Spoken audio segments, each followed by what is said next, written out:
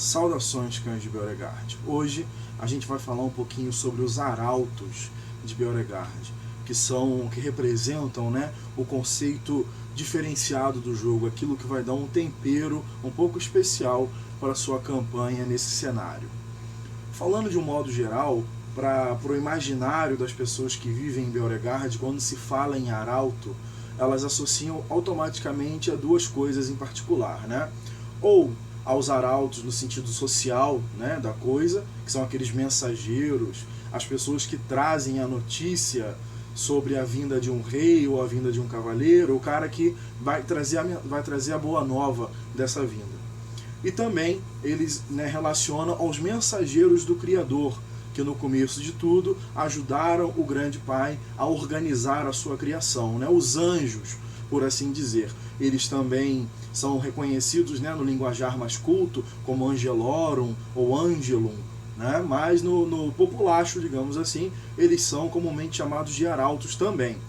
Só que o que caracteriza esse jogo de arauto? Quer dizer que o jogo vai ser jogado com anjos? Não, né? Muito pelo contrário. Você vai jogar com pessoas bem humanas que percebem, né? Elas encaram a realidade de que o mundo está relativamente abandonado, que o Criador, naquele seu sacrifício lá atrás, quando ele apontou o caminho para onde as pessoas deveriam ir na luta contra a sombra, ele realmente morreu, né? Ninguém observa mais os homens do céu esperando por eles, né, para recebê-los no paraíso. Nada disso existe mais, né? Ninguém sabe exatamente qual o destino dessas almas aí, mas as que não são cuidadosas o suficiente certamente terminam no seio da sombra.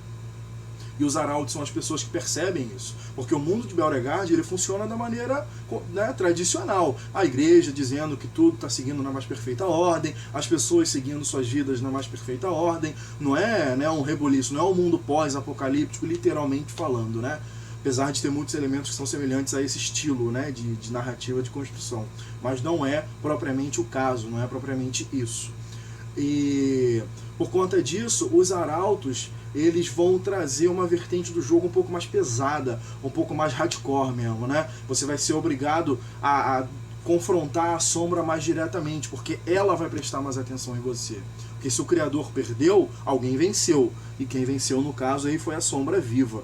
Então o mundo de Beauregard, visto numa visão cósmica, ele é um mundo absolutamente escurecido. É um mundo completamente dominado pelo inimigo. E quando alguém desperta como arauto, ele acende nessa escuridão como um farol. E a sombra rapidamente direciona seus olhos para esse cara, porque sabe que ele pode dar problema para ela. Claro que ela venceu, o mundo é dela, as pessoas são delas. Lembra quando a gente falou anteriormente sobre a mentira? A mentira é a arma da sombra. Então o próprio arauto, apesar de seu despertar, ele também é uma figura corrupta. E aí é que vem o grande perigo. Se um arauto desperto continuar nesse caminho, ele se torna um espelho partido, um reflexo distorcido da única esperança dessa luta contra as trevas aí, se tornando um arauto sombrio muito pior do que ele poderia ser se fosse, né, um não desperto e coisa e tal.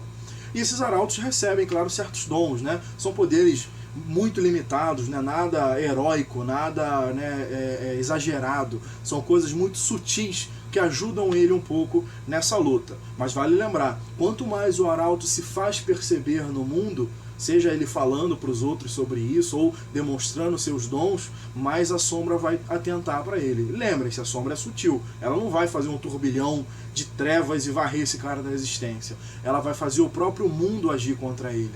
Já que, bem ou mal, todo mundo tem um pouquinho dessa corrupção dentro de si. Então as pessoas não confiarão nele com facilidade, as pessoas desconfiarão, né? Quando alguma coisa dá errado naquela cidadezinha e um arauto está presente, é muito provável que os olhos primeiro se voltem para ele, né? Aquele mendigo que está na praça gritando sobre o fim do mundo, ele muito provavelmente é o melhor candidato a arauto, porque ninguém dá a mínima atenção para aquele cara, ele é desacreditado.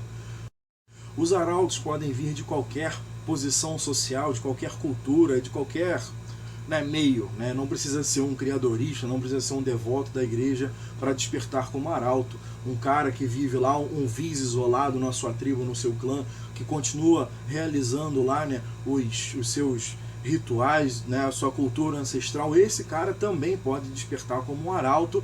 E o mais importante, não existe dentro de Beauregard nenhuma organização voltada aos arautos. Não existe nenhum grande arauto patrono que, né, vai atrás de outros arautos e ensina eles sobre o que está acontecendo. De maneira alguma. O arauto desperta e tem que lidar com essa nova realidade que ele está vivendo por conta própria. Parece um pouquinho confuso, mas nos próximos vídeos a gente vai destrinchar como é que você pode tratar esse despertar e a adequação desse cara ao longo da vida dele, fazendo isso no meio do jogo, que é sempre muito interessante. E para usar o arauto no jogo é muito fácil, você pode ou deixar os seus jogadores começarem como arautos direto, né? Dentro do sistema Crônicas isso seria referente a uma virtude única, né? Arauto, uma virtude única que poderia até ser deixada a comprar por mais de um jogador, porque você poderia ter um grupo de arautos assim, né? Mas como é que a gente justifica esse grupo de arautos?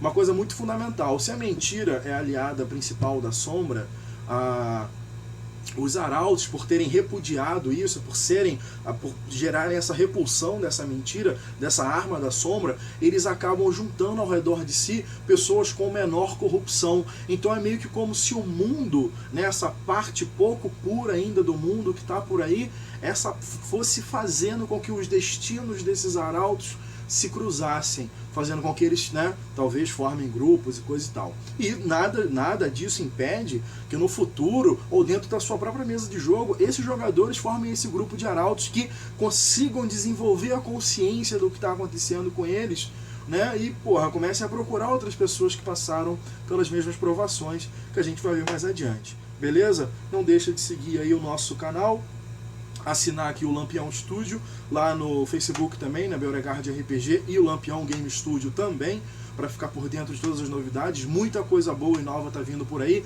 E baixa lá o nosso PDF também do Kickstart de Beauregard RPG, o Riso sob Asas Ancestrais. Abraço.